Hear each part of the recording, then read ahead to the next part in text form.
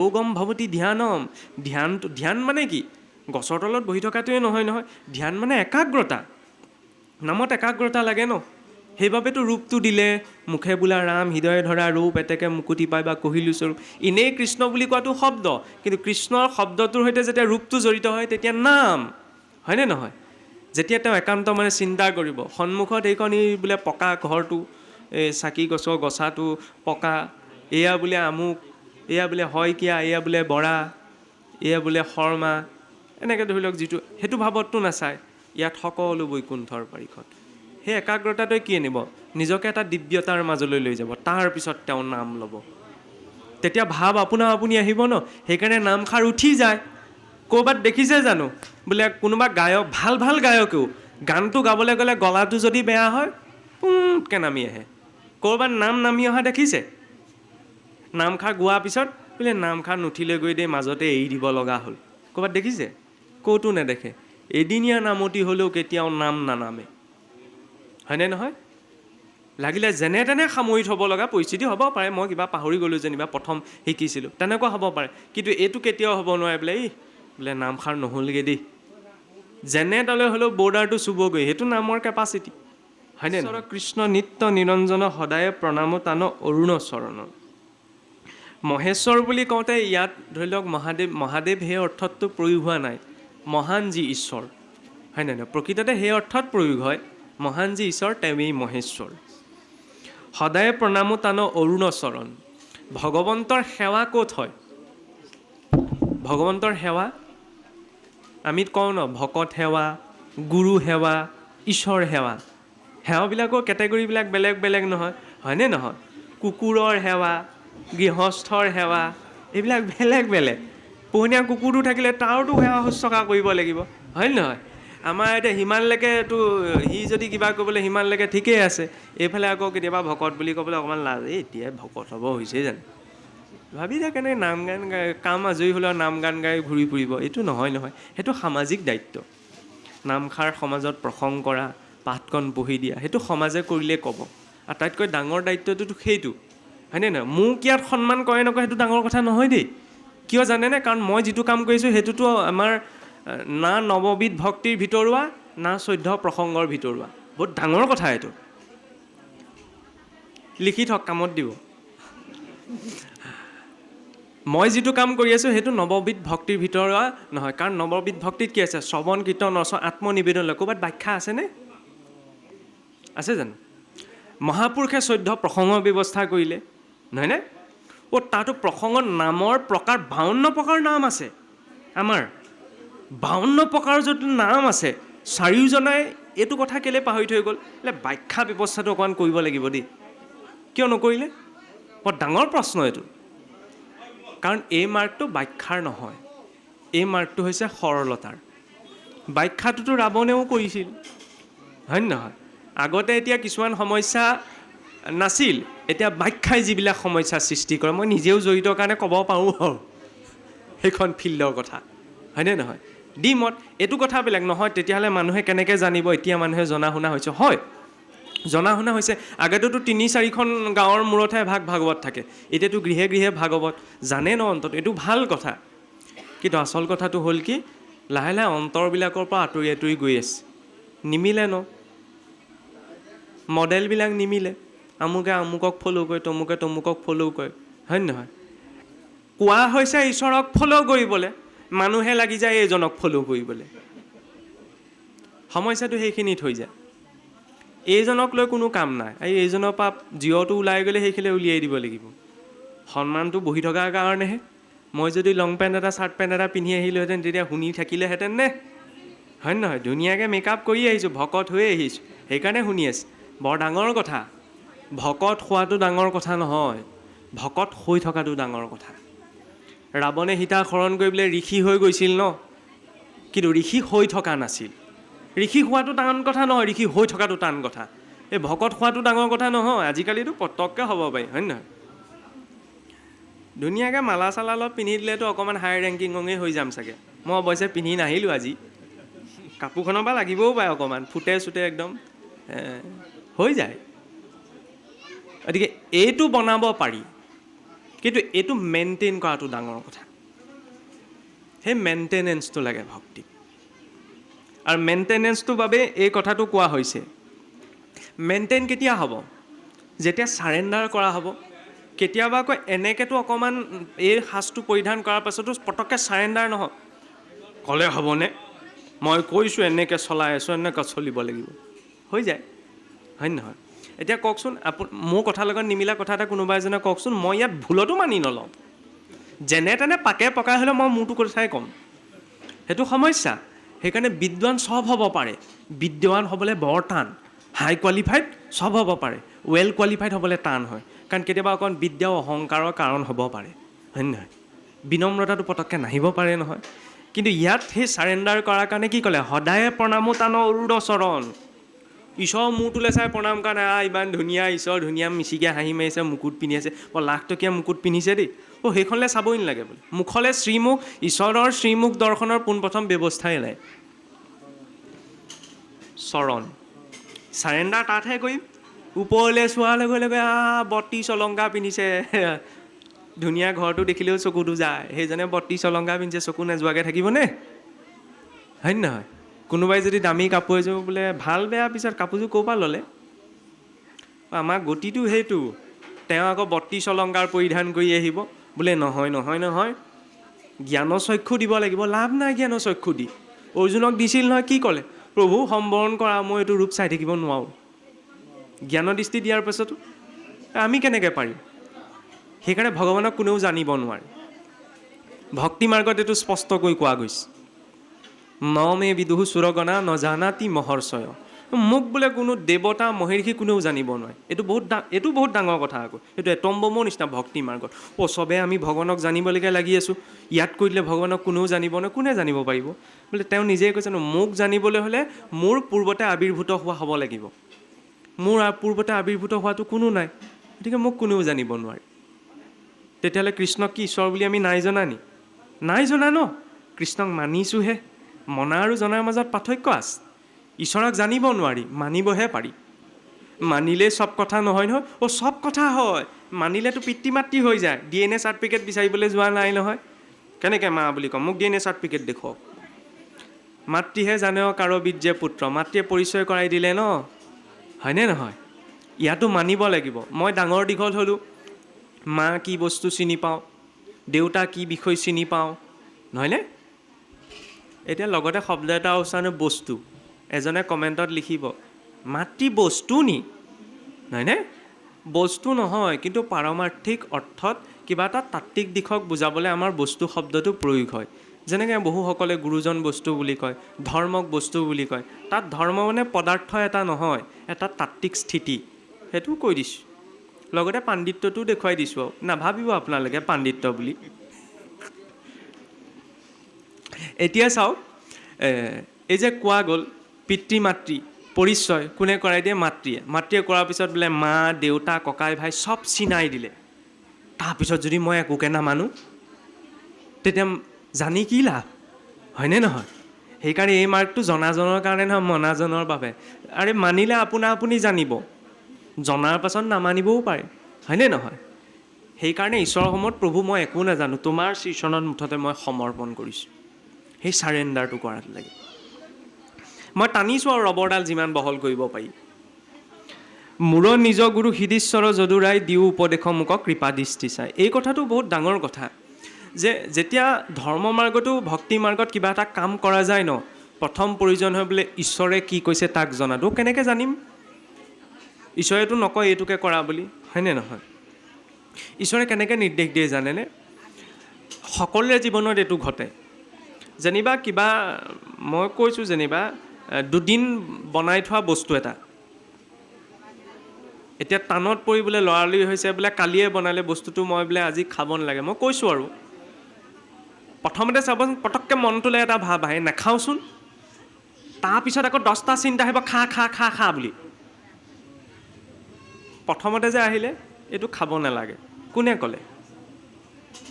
সেই ছিগনেলটো ডাইৰেক্ট ঈশ্বৰৰ পৰা আহে।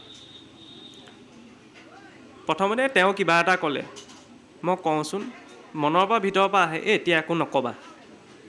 তাৰপিছত যিকেইটা আহে ক এতিয়াই নক'লে কেতিয়াও কবি, এতিয়াই সুযোগ পাইছ, গালি পাৰি দে। সমস্যা ন, আশীৰ্বাদ দিবলৈ কিতাপখন পঢ়িব লাগে, অভিশাপ দিবলৈ কিতাপ পঢ়িব নালাগে নহয়। লাগে নে নালাগে? আশীৰ্বাদ দিবলৈ পঢ়িব লাগে, পঢ়িবও লাগিব। বিয়াখনত যদি মহাসমৰ আশীৰ্বাদটো মই দি দিবলৈ, তেতিয়াতো আৰু চেচেই চব। কাৰোবাৰ মংগল কামনা কৰিবলৈও দুটা কথা জানিব লাগে। অমংগল কামনা কৰিবলৈ তাতটোতো PhD। সমস্যাটো সেই, যেতিয়ালৈকে বাণী শুদ্ধ নহয় তেতিয়া ব্যক্তিত্ব শুদ্ধ নহয়। ব্যক্তিত্ব শুদ্ধ নহ'লে কিদৰে ব্ৰহ্মৰ প্ৰাপ্তি হ'ব, হয়নে নহয়? বিদ্যাৰ দেৱী বুলি ক'লে সৰস্বতী দুখন আসনতেই বহে। এখন হৈছে শংখৰ আসন, ৰাজহংসত নিবাস ন, পোনাই নিদিবা আকৌ ৰক্তিৰত্নাৱলীত ক'ৰ পৰা সৰস্বতীৰ কথা আহিল। সৰস্বতী বুলি ক'লে প্ৰতিটো বাণী সৰস্বতী।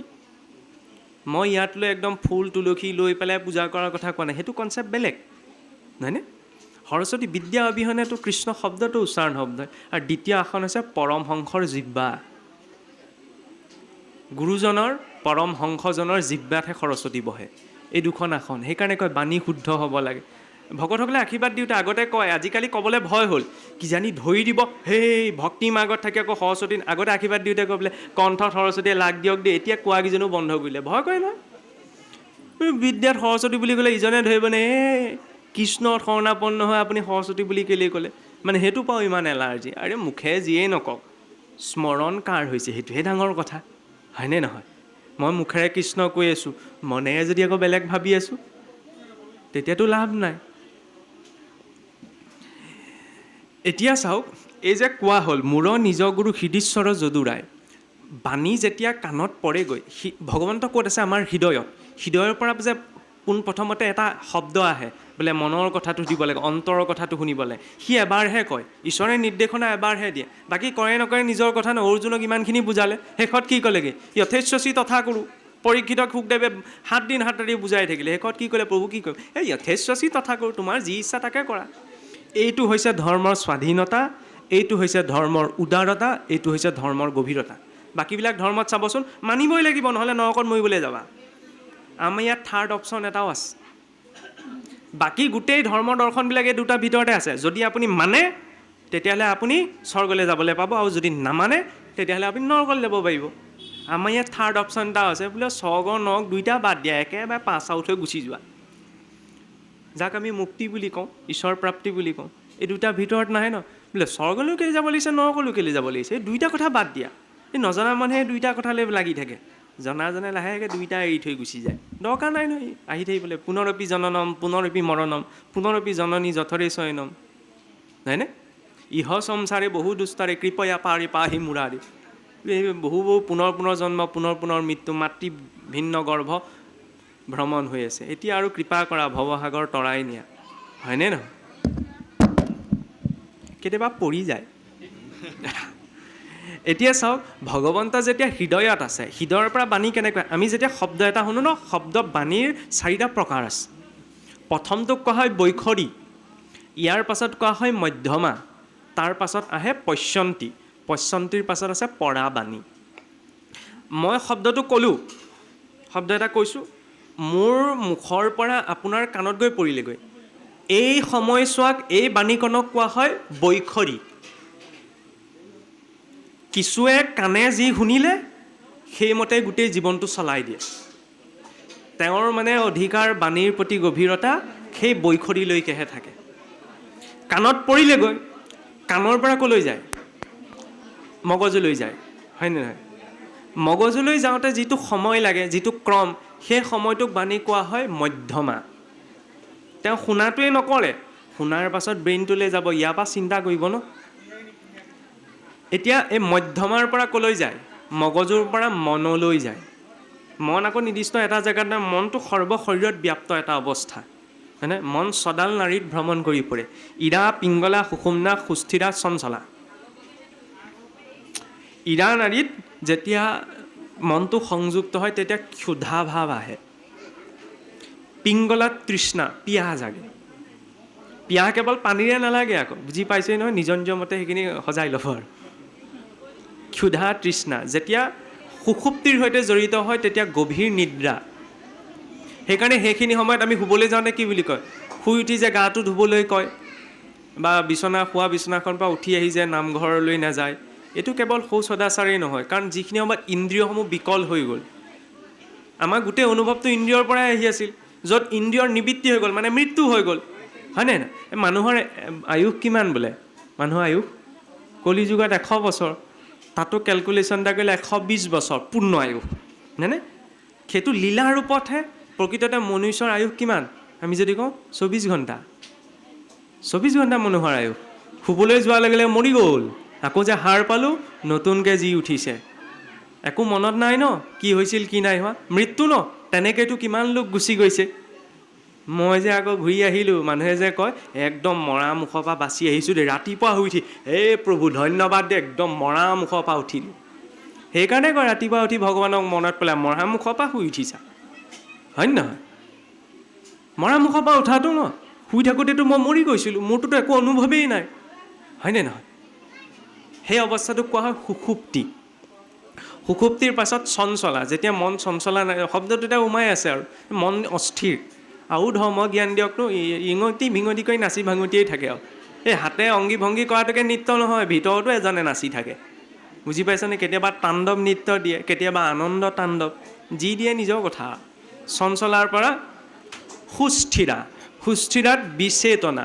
সুষুপ্তিৰ ওপৰতো এটা স্তৰ আছে, যিটো স্তৰত কি হয়, ইন্দ্ৰিয়ৰ অনুভৱ নাথাকে, কিন্তু ইন্দ্ৰিয়সমূহ ক'ত লয়প্ৰাপ্ত হৈ আছে, সি কি দেখিছে কি পাইছে, সেই অৱস্থাটো জাগ্ৰত দিয়ে। সেই অৱস্থাটো কেতিয়া আহে? যেতিয়া মানুহৰ মৃত্যু ঘটে, পালচ চলা বন্ধ হৈ গ'ল, এইটো দৈহিক মৃত্যু, মানে মেচিন চলি আছিলে, মেচিন চলা বন্ধ হৈ গ'ল, হয়নে? সেইকাৰণে চাবচোন, আগতে চিধাই দাহ কৰিবলৈ নিনিয়ে মানুহ মৰা মাত্ৰকে, আজিও নিদিয়ে সমাজ ব্যৱস্থাত, বোলে যে 3 ঘণ্টা সময় যে মিনিমাম 3 ঘণ্টা, কিয় 3 ঘণ্টা সময় ৰয়? এইটো নহয় বোলে মিতি কুটুম আহি পাওঁকি, সেইটোতো ছেকেণ্ডেৰী কথা। কিয় ৰয়? তুলসী তললৈ যে উলিয়ায়, কাৰণ আমাৰ শৰীৰটোত প্ৰকৃততেতো 10 প্ৰাণ আছে, 10 প্ৰকাৰৰ প্ৰাণবায়ু আছে। প্ৰথমতে যেতিয়া পালচ চলা বন্ধ হৈ যায় ন, তেতিয়া পোনপ্ৰথমতে প্ৰাণবায়ুহে ওলায়। সেই অৱস্থাটোক ভৈৰৱী যাতনা বুলি কোৱা হয়। তাৰ চব ইন্দ্ৰিয় বিকল হৈ যায়, কিন্তু সেই মানুহজনৰ সন্মুখত কোনে কান্দিছে কি কৰিছে এইজনেও কিবা এটা ক'ব বিচাৰে, কিন্তু বোলে প্ৰকাশ নহয়। সেই অৱস্থাটোক বিচেতনা কোৱা হয়। মন এই 5ডাল নাড়ীৰ ভিতৰতেই ঘূৰি ফুৰে।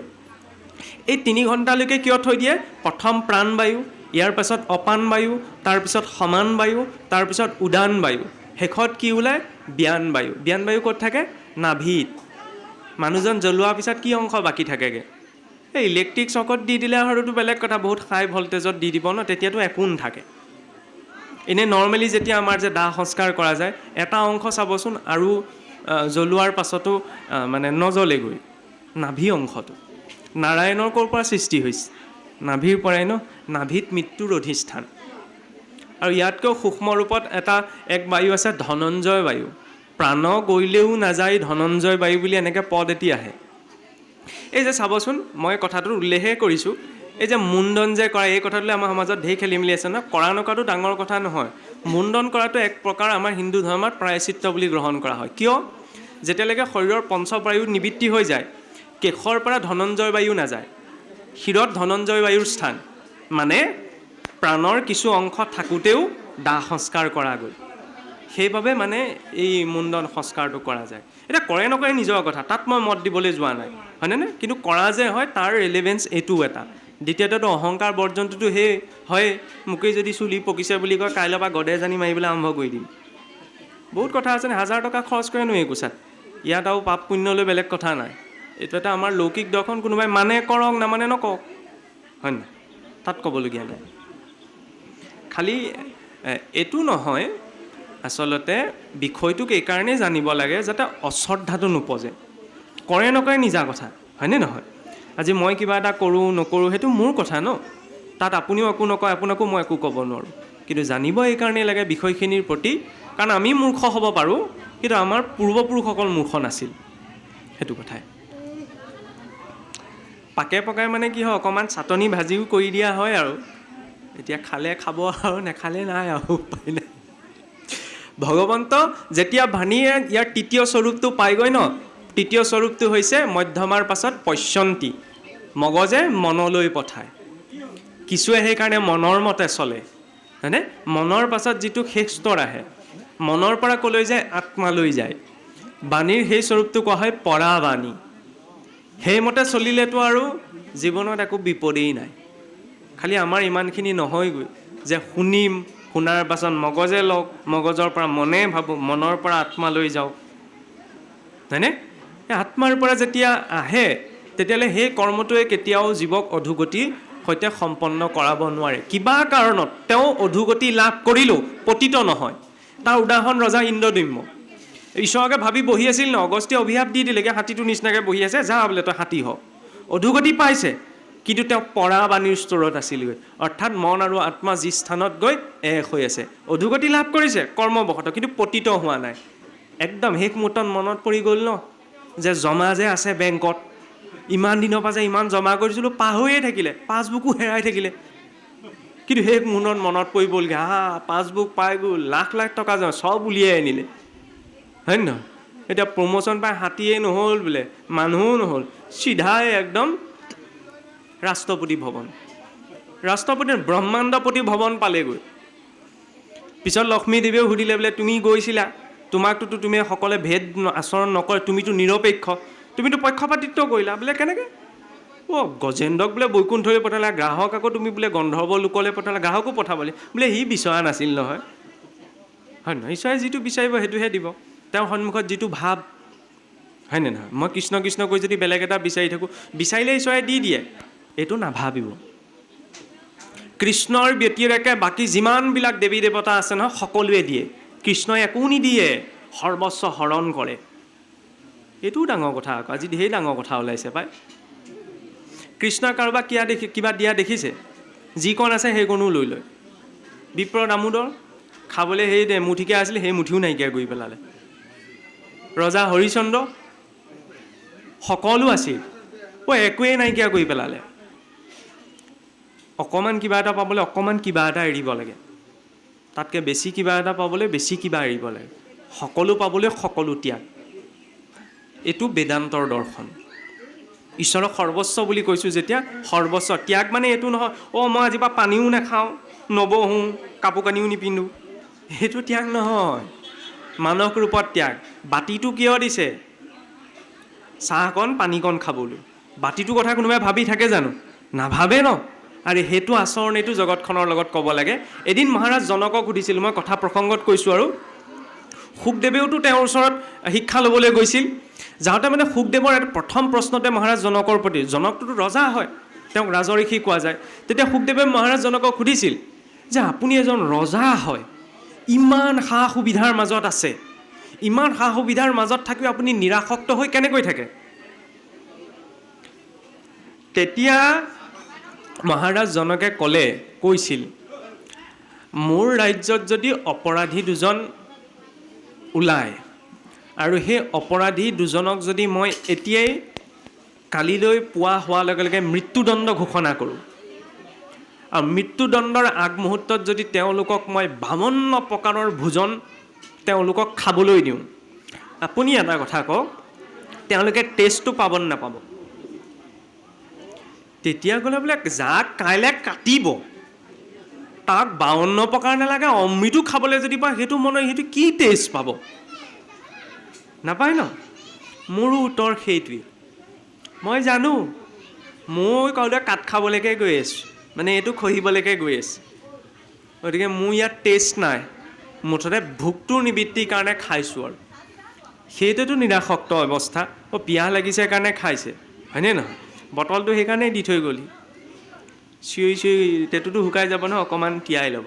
বটলটোৰ কথা কোনেও ভাবি নাথাকে না, ধুনীয়া বটল দেই, ষ্টিকাৰ লগা। সংসাৰখনতো এইটো ব্যৱহাৰ। কথাবিলাক মই একেবাৰে খহতীয়া মানে চলিত আধাৰলৈ গৈছোঁ, কিন্তু এই কথাবিলাকতে আচল গভীৰতাটো আছে। চিনেমাখন চাওঁতে চোৱাজনে এইটো ভাবি চাব লাগে যে মই চিনেমাহে চাই আছোঁ। চিনেমাখন চাওঁতে পুৰুষ আৰু প্ৰকৃতিৰ মাজতে গোটেই খেলখন হৈ আছে ন, মায়া বুলি ক'লে মানুহে ভয় খাই যায়, বহুত ডাঙৰ কিবা এটা। আৰে নহয়, চিনেমাখন চাওঁতে সচেতন হৈ চোৱা, পুৰুষ নিৰ্লিপ্ত, আত্মা নিৰ্লিপ্ত ন। পুৰুষ বুলি শৰীৰটোক কোৱা নাই ন, আত্মাক কোৱা গৈছে। ই হৈছে দ্ৰষ্টা, দ্ৰষ্টাক একোৱে প্ৰভাৱ পেলাব নাই। দৃশ্য হৈছে প্ৰকৃতি, চিনেমাখনত হাঁহিছে, এইজনেও হাঁহিছে, কিহে পালে? টিভিটোতহে হাঁহিছে, তুমি কেলৈ হাঁহিছা? চাই আছে, তাত কোনোবাই কান্দিছে, এইজনেও কান্দিছে, মনটো বেয়া লাগিছে, হয় দেই, বেয়া কথা হ'ল। ছিক্সটো কোহলিহে মাৰিব, চকীৰ পৰা উঠিছে এইজনে, ছিক্স মাৰিলেই। অঁ, এইটোৱেতো পুৰুষ আৰু প্ৰকৃতিৰ মাজত খেল। কিন্তু কাৰেণ্টটো যেতিয়া গুচি যায় তেতিয়া গম পায়, অঁ চিনেমাহে চাই আছিলোঁ, হয় নহয়? আমাৰ লগতো সেইটো হৈ আছে। ইয়াত সুখ দুখ, ভাল বেয়া, মান অপমান চব অনুভৱ হৈ আছে, কাৰণ চব প্ৰকৃতিত দৃশ্যমান হৈ আছে। কিন্তু দ্ৰষ্টা প্ৰকৃততে নিৰ্লিপ্ত। কিন্তু যিদিনা কাৰেণ্টটো যাবগৈ, বুজি পাইছেই নহয়, আমাৰোতো কাৰেণ্ট যাবলৈ গৈ আছে, ঈশ্বৰে নকওক এতিয়া নগ'লেই হয় আৰু, নহ'লে কথাবোৰ আধৰুৱা হ'ব। যেতিয়া কাৰেণ্টটো যাব সেইদিনা গম পোৱা যাব, তাত সুখ দুখ, এই যে কয় একো লৈ যাব নোৱাৰো, এই কাৰণেই ন, যি অনুভৱ হৈছিল ইয়াতেতো থৈ যাব লাগিব। সেইকাৰণে সতৰ্কতাৰে চাব লাগে, সচেতনতাৰে। বোলে সুখত বেছি আনন্দিত নহয়, দুখত বেছি কষ্ট নহয়, কাৰণ ভিতৰত যিজন আছে সেইজনহে স্থায়ী। সেইবাবে সেই হৃদীশ্বৰ বুলি তেওঁক ধৰা হৈছে, গুৰু বুলি তেওঁক ধৰা হৈছে। যেতিয়া আন্তৰিক ৰূপত ধ্যান কৰা হয় ন, এই গুৰু আৰু ইষ্টদেৱ এক হৈ পৰে। সেইবাবে ইয়াতো মহাপুৰুষে আৰম্ভণিতেই স্বীকাৰ কৰিছে, মোৰ নিজ গুৰু হৃদীশ্বৰ যদুৰায়। আচ্ছা, মহাপুৰুষ মাধৱদেৱৰ গুৰুটোতো শংকৰদেৱ, তেওঁতোতো ইয়াত শংকৰদেৱৰ নামটো লিখিব লাগিছিলে, হয় নহয়? আমাৰ মানুহে যদি এই পদষাৰ লিখিলেহেঁতেন দুজনে সেইটো অবজেকশ্যন ধৰিলেহেঁতেন, নহয় ইয়াত সেই বুলি লিখিব লাগিছিলে, আৰে বুজাব কি বিচাৰিছে, হয় নহয়? ইয়াত সেইবাবে আমি এইটো আহে, আমাৰ প্ৰভুসকলে এই ক্ষেত্ৰত বিশেষকৈ জানে। আমি যেতিয়া কৃষ্ণ কৃষ্ণ দুবাৰ কওঁ ন, তেতিয়া তাত কৃষ্ণ বুলি এজনেই নাথাকে, শংকৰো মানে গুৰুজনো কৃষ্ণ হৈ পৰে। অভেদ ৰূপত সেই দুবাৰ আমি কৃষ্ণ উচ্চাৰণ কৰা হয়। এইখিনি আৰু বেলেগ এটা পৰ্যায়ৰ কথা, নহয় জানো? তাত গুৰু আৰু ইষ্টদেৱ এক হৈ যায়। দিও উপদেশ মোক কৃপা দৃষ্টি চাই। ইয়াত প্ৰথম এই বিনম্ৰতাৰে প্ৰাৰ্থনা কৰা হৈছে যে প্ৰভু তুমি হৃদয়স্থিত হৈ মোক উপদেশ দিয়া, তাৰ আধাৰতহে মই কিবা এটা আগবাঢ়িব পাৰিম। ভক্তিও যেতিয়ালৈকে ঈশ্বৰে মাৰ্গদৰ্শন নকৰে ন, আমি পঢ়ি আনকি আজ্ঞালৈও কৰা সম্ভৱ নহয়, হয়নে নহয়? আজ্ঞাটোতো মই ইয়াত থকালৈকেহে, ইয়াৰ পৰা উঠি যোৱাৰ পিছত। সেইবাবে এইজন সদায় লগতে থাকে ন, ইয়াৰ আগত স্বীকাৰ কৰা হৈছে। ইয়াৰ পাছত চাওঁ, পদবন্ধে নিবন্ধিবো তজু গুণচয়, জানি কৃপাময় মুত সুয়োগ সদয়। কৃষ্ণ পাদপদ্ম দুই হৃদয়তে ধৰি, গুৰুৰ চৰণ মনে শিৰোগত কৰি। ভক্তি ৰত্নাৱলী গ্ৰন্থ ভাগৱত হাৰ, মুৰুখ মাধৱে পদ কৰিলা প্ৰচাৰ। এই কথা প্ৰসংগটো পূৰ্বতে চলিয়ে আহিছে। কিন্তু ইয়াত নিজকে মূৰ্খ বুলি কোৱাটো এটা বহুত ডাঙৰ স্থিতি। আমি নিজকে মূৰ্খ বুলি কওঁ, আমি নাজানি মূৰ্খ বুলি নকওঁ, কিন্তু আমি জানি পেলাইহে মূৰ্খ বুলি কওঁ, হয়নে নহয়? মই একো নাজানো বুলি যদি ক'লোহেঁতেন তেতিয়া তল হৈয়ে থাকিলোহেঁতেন, কিন্তু জানি পেলাইহে মই নিজকে মূৰ্খ বুলি কওঁ। সেইটো মানে এটা ট্ৰেণ্ড হৈ গ'ল যে নিজকে সৰু বুলি কোৱা। নহ'লে কিবা এটা নকওকচোন, কিবা এটা নিমিলা কথা কওকচোন, তেতিয়া কোন মূৰ্খ হয় নহয় ওলাই পৰিব। কিন্তু ঈশ্বৰৰ সন্মুখত এই দাস্যভাৱটোৰ অবিহনে আমাৰ ওচৰত ছেকেণ্ড এটা অপশ্যন নাই যে আমি কিবা এটা অন্য মাধ্যমেও তেওঁৰ কাষ চাপিব পাৰিম। তেওঁৰ সন্মুখত ইমান এজন শ্ৰেষ্ঠ কোটিৰ ভক্তেও যেতিয়া নিজকে মূৰ্খ বুলি কৈছে, আমিতোতো মূৰ্খৰো মূৰ্খ, মহামূৰ্খ, একোৱেইতো নাজানো, হয়নে নহয়? নিজৰ মাজতে যেনেকৈ কেঁচুৱা ল'ৰা ছোৱালীয়ে যেতিয়া ৰজা ৰাণী খেলে, ৰজা ৰাণীটো সিহঁত নহয়, কিন্তু নিজৰ মাজতে ৰজাও হয় ৰাণীও হয়, হয়নে নহয়? তাকে দেখি ডাঙৰজনে হাঁহে, নিজৰ মাজতে ৰজা ৰাণী হৈছে, নহয় জানো? আমাৰ স্থিতিটোও তেনেকুৱা, আমি নিজৰ মাজতে ৰজা ৰাণী হৈ আছোঁ। আমাক দেখি ঈশ্বৰৰ মুখত বোলে মিচিকীয়া হাঁহিটো থাকে, কিন্তু চাৰিও দিশৰ পৰা ঈশ্বৰৰ ওচৰত সেই সমৰ্পণ ভাৱটো লাগে।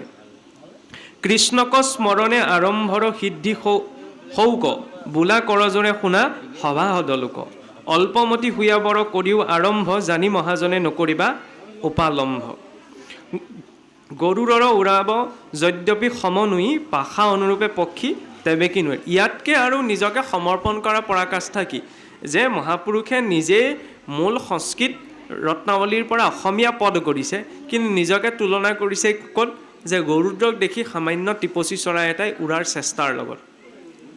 কাৰণ শ্ৰেষ্ঠজনৰ সন্মুখত যিমান জনা শুনা হ'লেও নিজৰ স্থিতিটো তেনেকুৱাই হয়, নহয়নে?